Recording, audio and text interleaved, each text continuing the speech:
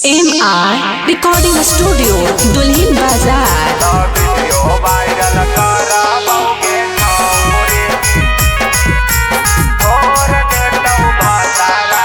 Music by Lokesh Nirala. Mix by Manoj Mastana. चल गेली ससुरा गे छौरी में हदी लगा के हाथ गोर। अगर चल गेली ससुरा गे छौरी में हदी लगा के हाथ गोर। तब वीडियो वायरल करबौगे छौरी छोड़ देतौ भतारा गे तोर।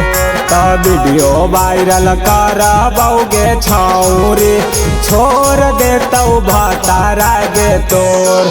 तब कहौ कर जवागे छौरी गिरा हौ अखिया से लोर।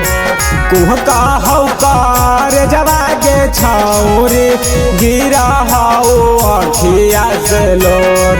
तब वीडियो वायरल करबौगे छौरी छोड़ देतौ भतारा गे तोर।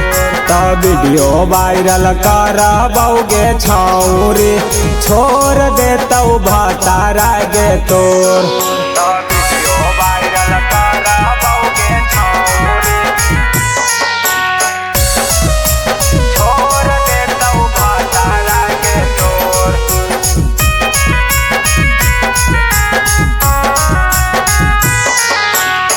हमनी के रहौ छौरी बचपन के प्यार गे घोप देलही दिलावा में लोहा वाला तार गे।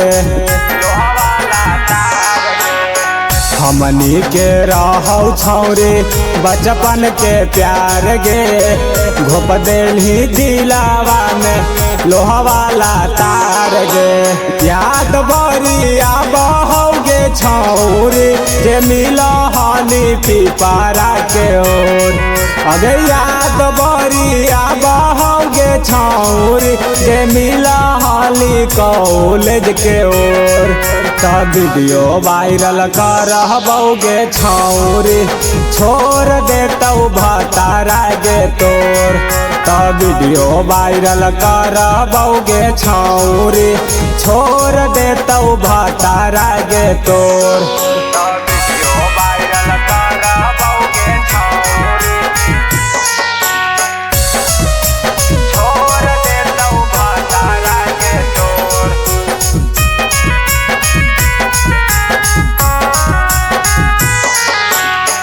राइटर अमरजीत के ना मनली तू बतिया गे। पिटहौ जितेंद्र पिंटू बैठी के छतिया गे।